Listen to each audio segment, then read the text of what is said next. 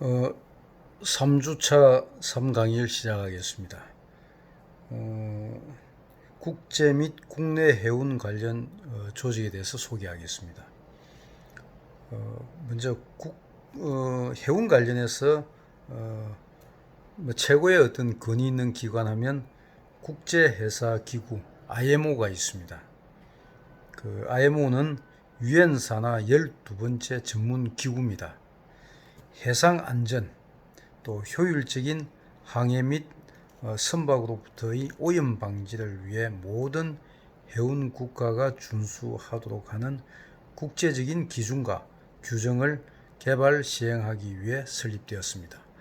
어떻게 보면 각 국가가 다 제각기 항만을 갖고 있고, 또 각 국가가 또 각자의 어떤 선박 업체를 보유하고 있고, 또 다양한 어떤 선은, 또 그런 어떤 시설, 장비 이런 것을 갖추고 있기 때문에 어떻게 보면 그로 인해서 어떤 마찰이라든가 뭐 부조와 어떻게 보면 어떤 뭐 문제점, 갈등, 뭐 여러 가지 어떤 문제가 생길 수 있는데, 이런 부분을 통합해서 정리하고, 또 모두의 어떤 안정과 성장을 위해서 유엔 차원에서 이를 조정하고, 또 관리하고, 또 어떤 경우에는 관리 감독하는 그런 기구를 만든 것이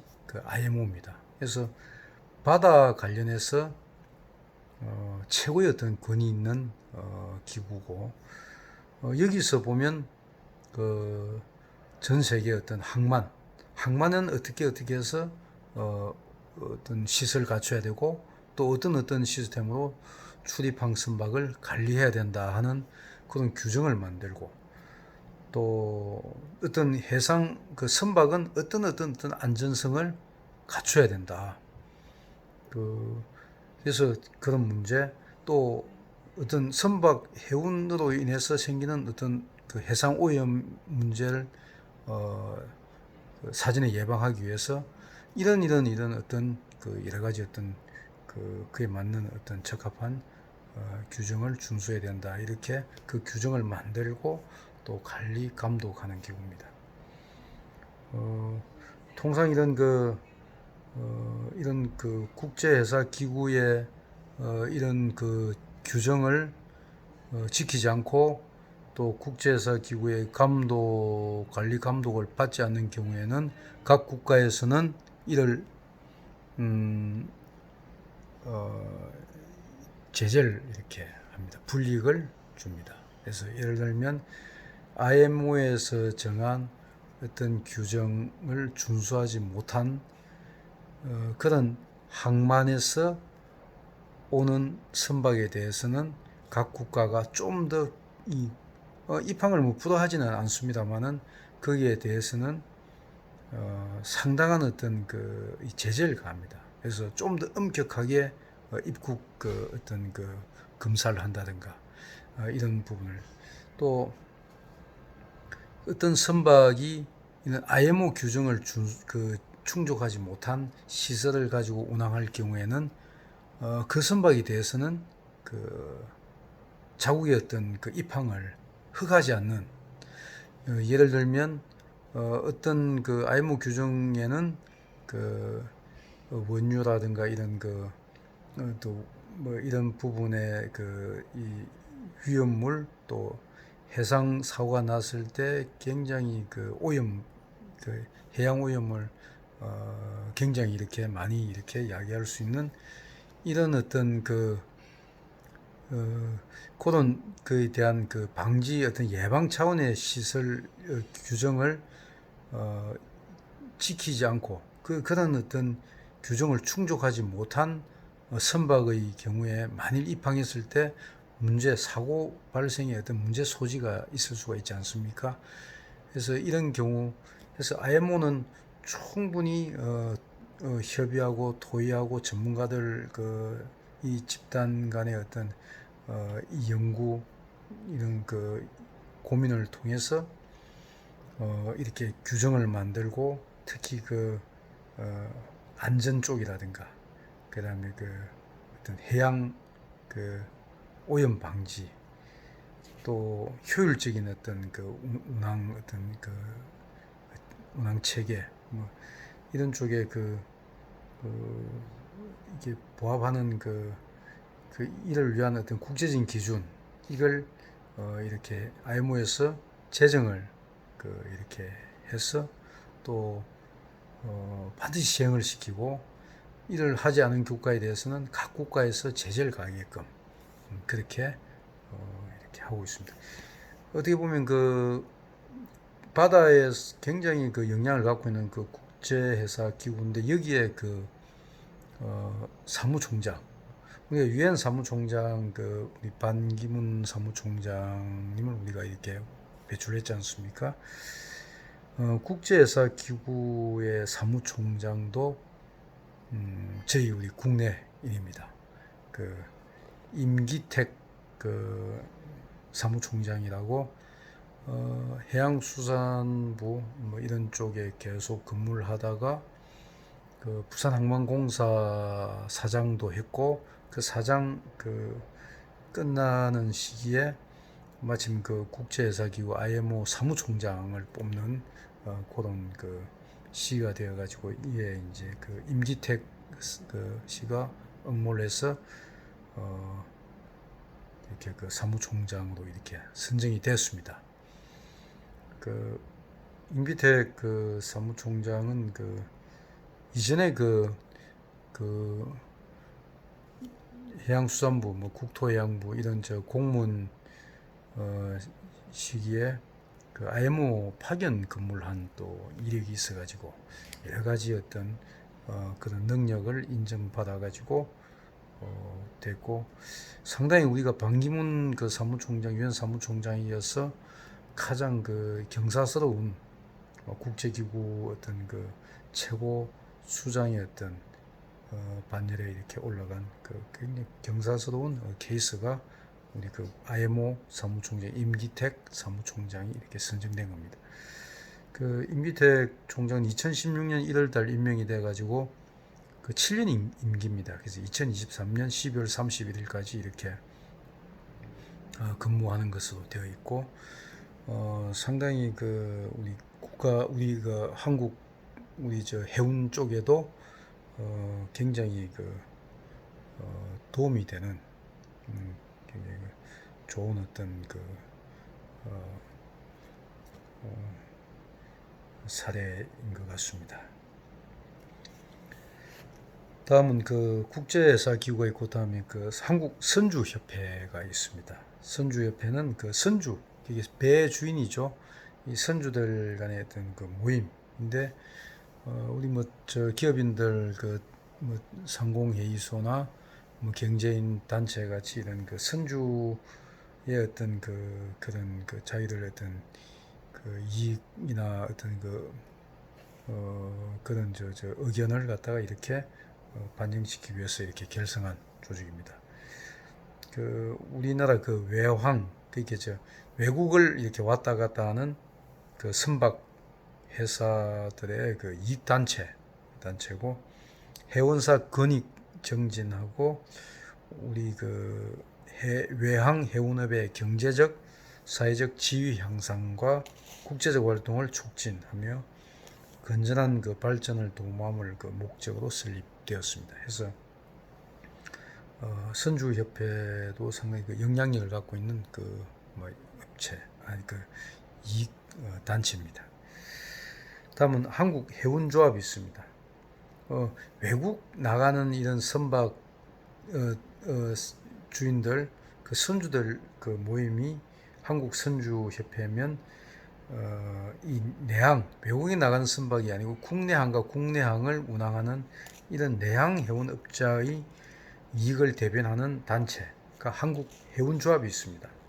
동산 그 연안터미널 국제터미널은 그 외국 나가는 선박들 이렇게 이렇게 그 운영 그런 선박을 운영하는 그 터미널이고 연안터미널은 그 내항선들 그 수용하는 터미널입니다. 부산항에는 그 국제 그 여객 터미널이 있습니다. 국제 여객 터미널에는 지금은 그 일본 가는 노선만 지금 있습니다. 그리고 이 저 한국해운조합은 그 내항해운업자의 이익을 대변하는 단체고, 그 연안터미널 관리, 석유류 공급, 왜냐면 선박의 어떤 그 선박의 연료가 보통 뭐 경유, 뭐 벙커CU 뭐 이런 걸 쓰고 있는데, 이런 쪽은 보통 국가에서 이런 해운 산업을 지원하기 위해서 면세입니다. 그래서 이런 면세 쪽을 이런 해운조합에서 이렇게 공신력을 갖고 있기 때문에 이렇게 관리하고 이렇게 공급해주고 있습니다. 그리고 또 그 해운 내항 선박의 어떤 안전 관리, 뭐 안전은 우리가 항공기에 뭐 국제선이고 국내선이고 그 보안 안전은 다 같이 중요하지 않습니까? 사고 났을 때 인명 피해는 뭐 다 같이 엄청난 어떤 문제를 야기하는 거고요. 해서 내항 선박에 대한 어떤 보통 내항 여객선 뭐 이런 쪽입니다만은 그 안전 관리 업무, 또 이 표 선박 티켓 승착 아니 승선권 뭐 이런 관리 업무 이런 걸 담당하고 있는데, 부산항에 있는 연안 터미널에는 제주도 가는 노선만 있습니다. 다음은 항만 운송 사업에 대해서 제4장 항만 운송 사업에 대해서 소개를 하고, 항만 운송 사업의 기본적인 내용을 이야기한 다음에 제가 여러분들 항만과 이런 물류 쪽을 공부를 하면서 반드시 이해해야 될 대목이 복합 운송 사업이라는 게 있습니다. 그래서 물론 컨테이너하고 다 연결되어 있는 어떤 성격의 사업인데, 여기에 복합 운송 사업에 대해서도 설명을 하고 하겠습니다. 먼저 항만 운송 사업의 의의에 대해서 한번 소개를 하면, 물류에 있어서 해역 바다 쪽하고 육지 쪽의 접점, 만나는 쪽의 어떤 화물 운송의 기점이 되는 가장 중요한 시설인 항만도, 이 항만 하역과 같은 항만 운송 사업과 항만 운송 관련 사업의 수행에 의하여 기능을 다하게 됩니다.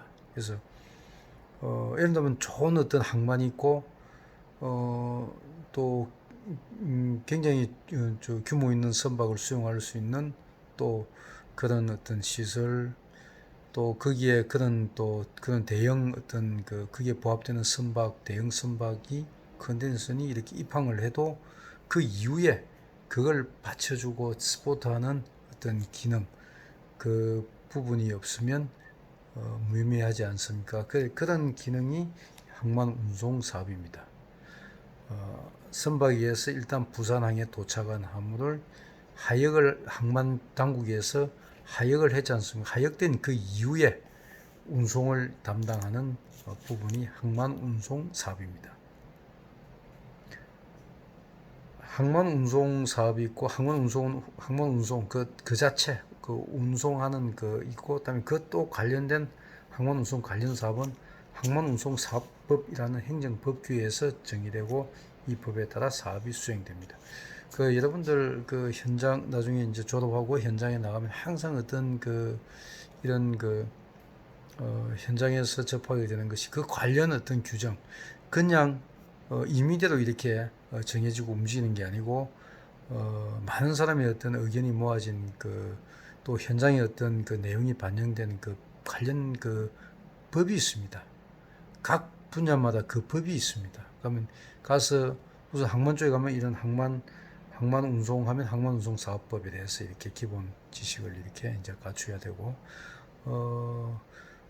뭐 어디든지 마찬가지입니다. 뭐 어떤 사업적인 어떤 에서 뭐 하게 되면 통관을 하게 되면 통관은 관련돼서 그 세관하고 그런 그 관세법 뭐 이런 법이 있습니다. 그러면 거기에서 이렇게 되고 금력을 하면 또 금력 관련되는 무슨 법이 있습니다. 그래서 그 법에서 그런 부분에서 뭐 법률 같이 일일이 전부 다 이렇게 그 세세하게 다 알 수는 없지만은 해도 자기가 맡은 분야의 어떤 그 내용을 정확하게 빨리 이렇게 파악하고 그다음에 또 어떤 시행착오 없이 이렇게 잘 진행을 시키려면 그 어떤 사업 분야 어떤 그 활동 분야에 그 영향을 미치는 그게 적용되는 그 관련 법에 대해서 기본 지식을 기본 갖추고 이렇게 시작을 하면 훨씬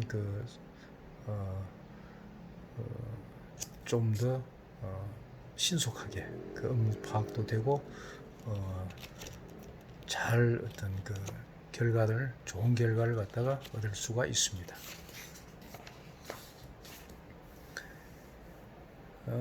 항만 운송 사업에 대해서 이렇게 하면 항만 운송 사업은 영리를 목적으로 하는지 여부에 관계없이 그냥 항만 운송을 하는 사업이 항만 운송 사업입니다.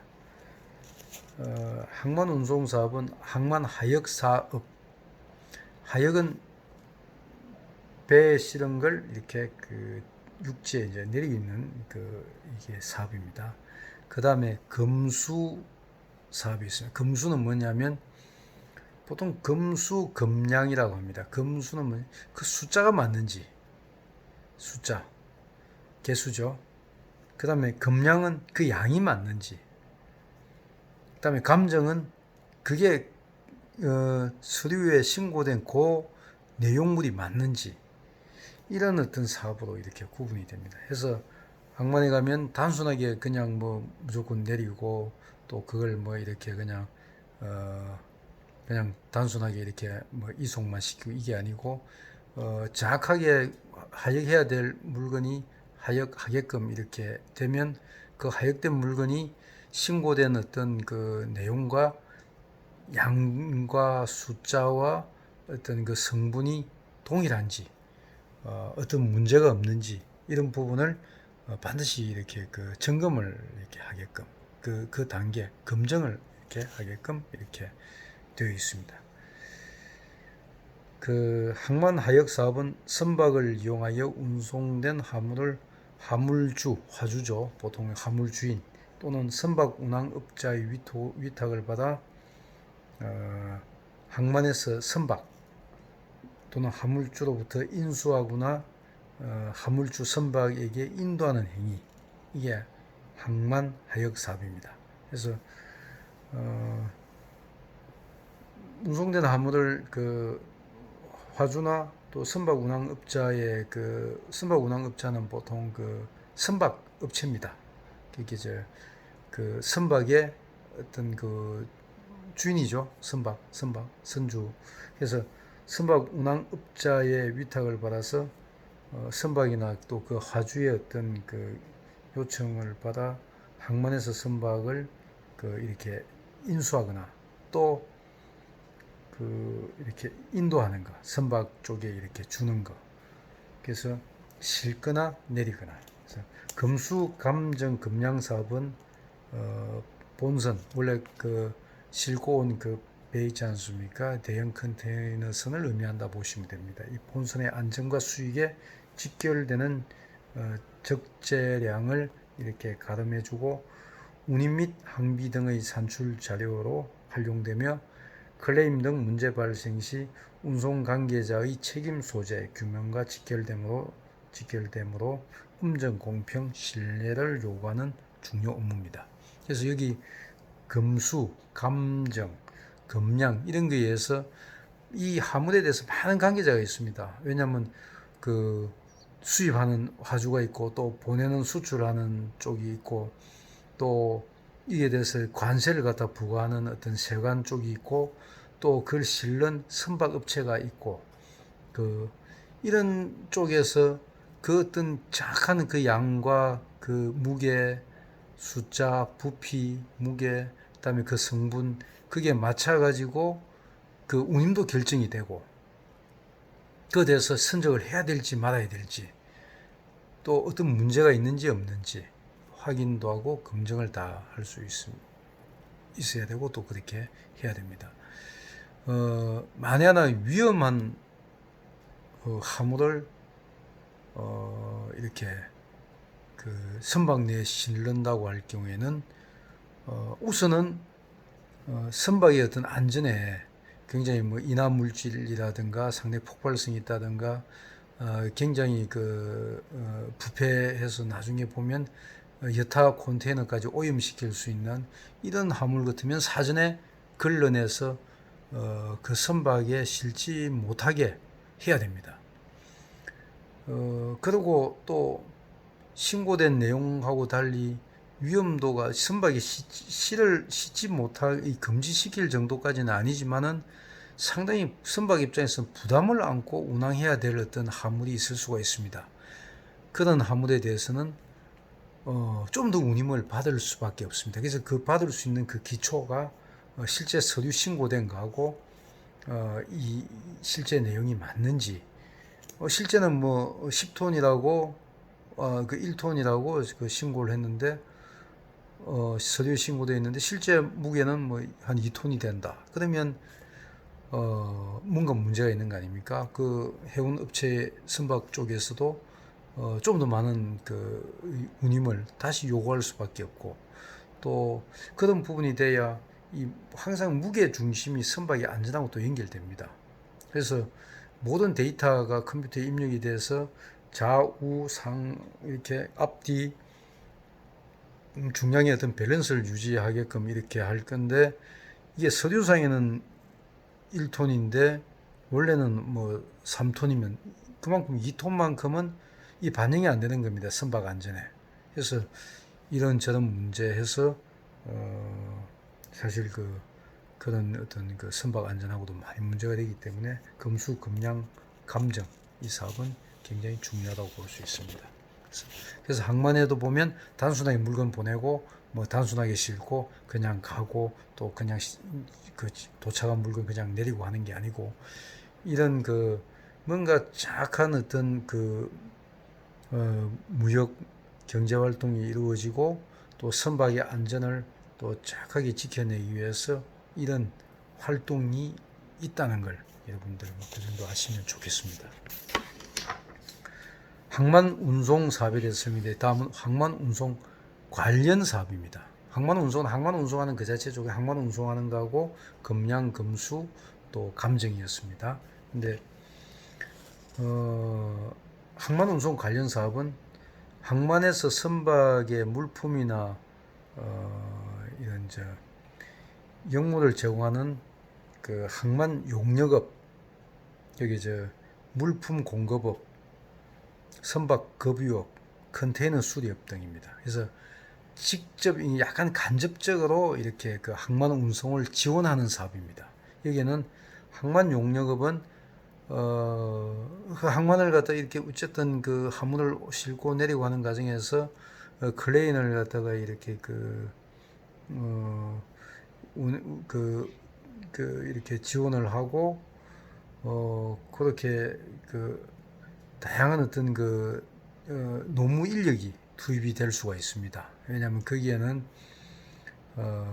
안전을 위해서 라이싱이라고 해가지고 컨테이너하고 컨테이너가 선박에 이렇게 실었다 해서 이렇게 컨테이너 선박에 예를 들면 뭐 8,000개, 9,000개, 만 개의 어떤 컨테이너를 실었을 때 그 컨테이너가 또 물론 잘 맞물려 이렇게 되어 있습니다만은 또 그 자체가 또 좀 더 견고하게 이렇게 하기 위해서 라이싱이라고 해서 줄로서 이렇게 쇠 줄로서 이렇게 컨테이너를 또 이렇게 서로 이렇게 묶습니다.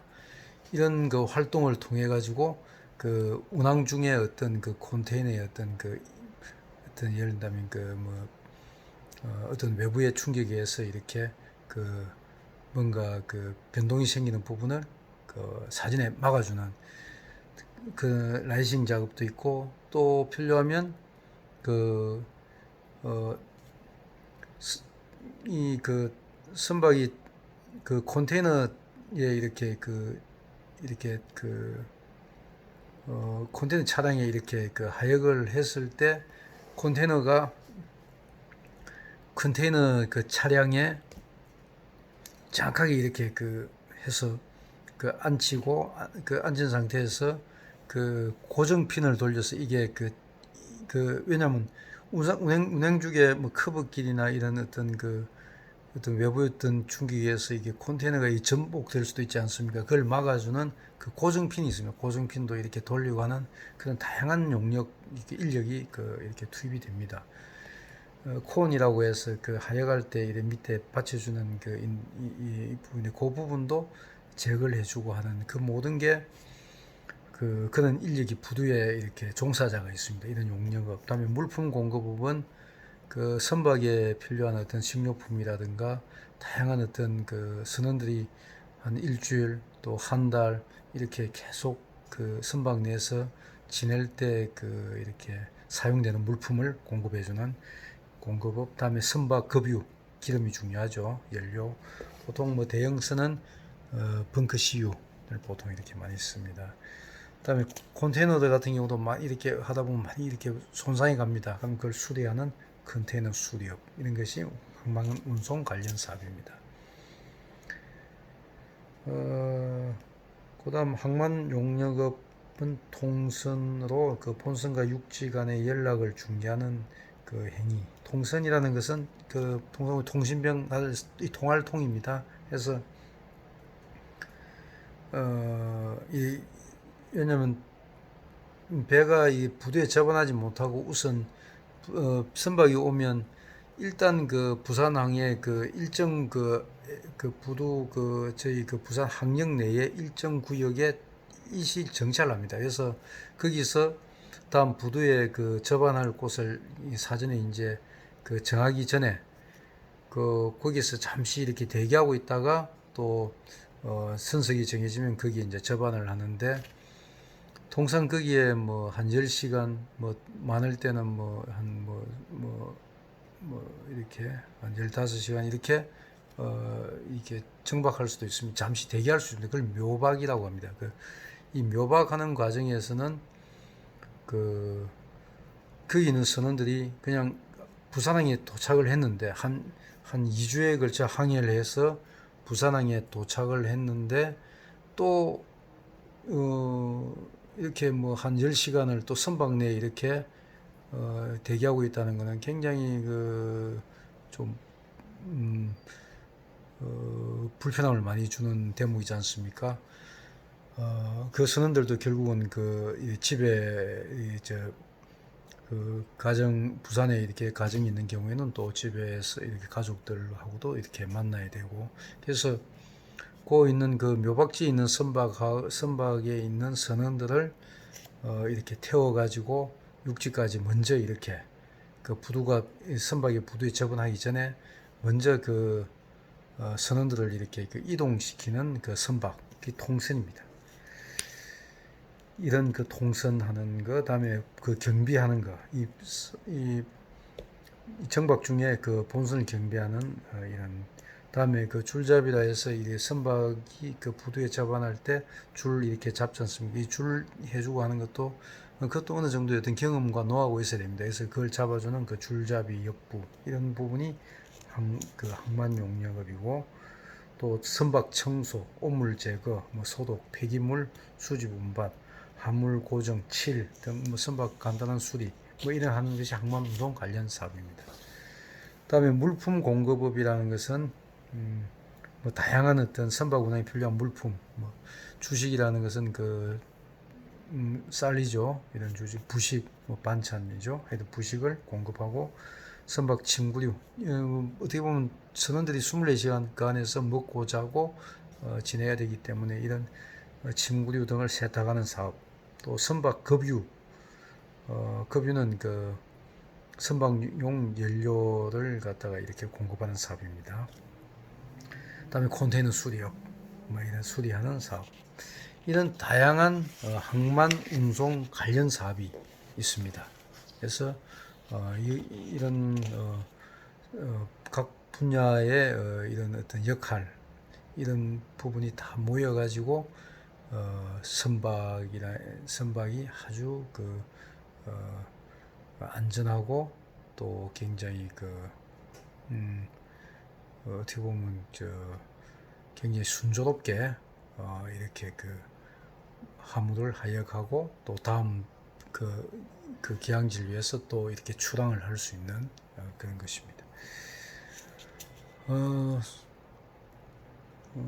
3주차 3강일 마치겠습니다.